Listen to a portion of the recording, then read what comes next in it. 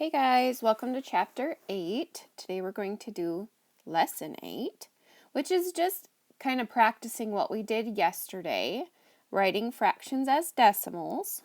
But this way we're going to use a more mathematical approach as opposed to yesterday when we did models. So let's get started.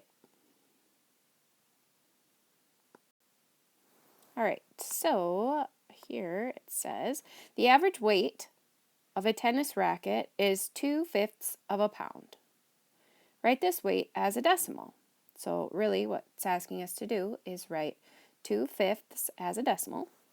Okay, so here we are looking to make our denominator 10 because I know that there's a place value called the tenths place. Okay, so I have 2/5, so I'm going to, in order to make 5 a 10, I have to multiply by 2, both the denominator and the numerator. So 5 times 2 is going to get me 10. 2 times 2 is going to get me 4. Okay, so 4/10 is how I'm going to use equivalent fractions to get a denominator of 10. So our second step is to write the fraction with the denominator of 10 as a decimal.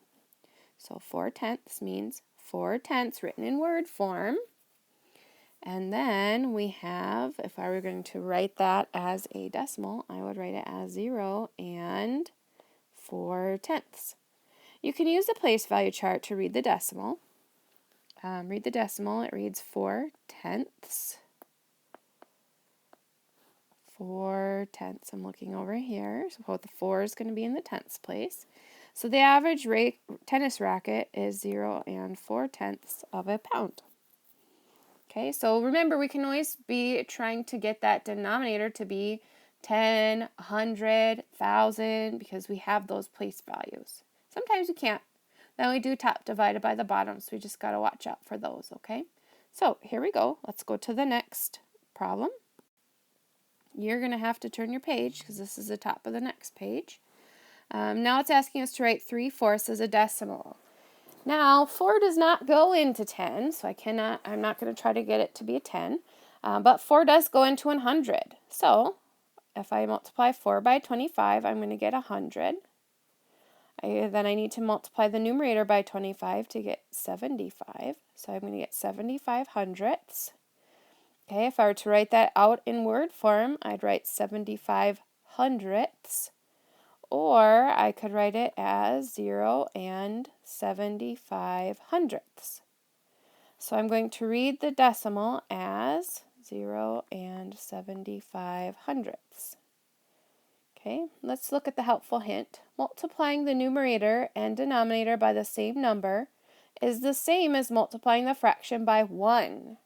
That's why we can do it. Remember when we're multiplying by equivalent, or really the numerator and denominator by the same number, we're just cutting that piece into smaller pieces. Okay, that's what we need to remember. We're just trying to get smaller pieces as we go on. Okay, so the result is an equivalent fraction. All right, let's try another problem. Write 1/5 as a decimal. Okay, well 5 goes into 10, easy peasy. So I'm going to multiply them by 2/2. 5 times 2 is 10. 1 times 2 is 2, so 1/5 is the same as 2/10 or 2/10. Okay, we would read the decimal as 2/10. There we go. So another one here, write 11/25 as a decimal. Now if I multiply 25 by 4, I'm going to get 100. And if I do 11 by 4, I'm going to get 44. So 11/25 can be written as 44 hundredths. And I would read the decimal as 44 hundredths. I'm guessing we're probably supposed to write it all out, but I'll pause the video so you don't have to watch me write, but to show you what that would look like. Okay, there it is written in word form, 44 hundredths. All right. There we go. Let's go to the next problem. Now this is from your homework page, so I just wanted to kind of show you how I'd like to see your work. I notice some of you are skimping out on your work a little bit. So we need to make sure that we're showing that. This is what I would like to see. So I would like to see 1, let me get rid of that here, 1/2. I know I can make that a 10, so I'm going to multiply both the denominator and the numerator by 5. So I would get 5/10 or 0 and 5/10. Same here for 11/20. So I'm going to write down my fraction. I'm going to multiply by 5, multiply,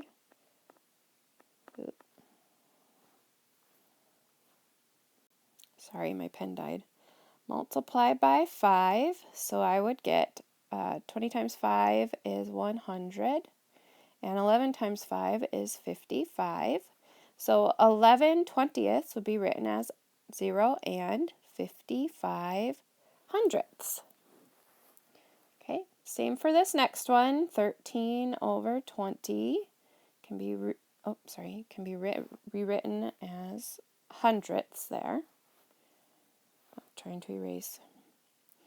So I can multiply by 5, multiply by 5. So I would get 100 on the bottom. 13 times 5. 5 times 3 is 15. 5 times 1 is 5, plus 1 more is 6. So I'd get 65 hundredths or 0 and 65 hundredths.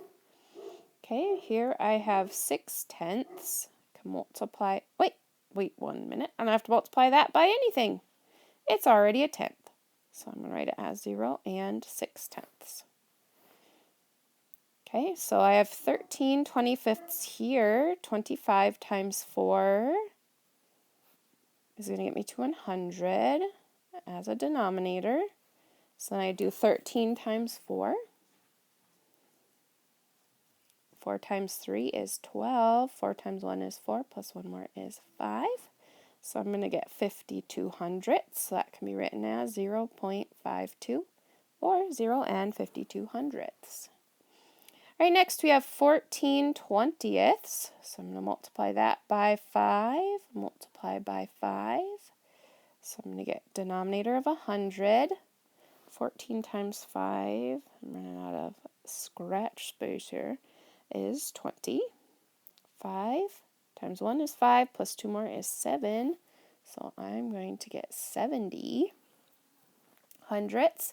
So really, you guys, look at that. I can write that as 0.70, or I could write it as 7/10. So I could have looked at my 14/20 and divided by 2, and gotten 7/10. Sorry, that's really hard to read. But I could have gone smaller instead of bigger. So that's kind of cool way to do that too. So anyways, that's all I have for you today. So today we're just looking at making that denominator. I think they're probably going to stick to tens or hundreds, but we can always do thousands, 10,000s, 100,000s, and so on. So just always keep your eye out for looking for those opportunities. And anyways, I will see you tomorrow. Thanks for watching.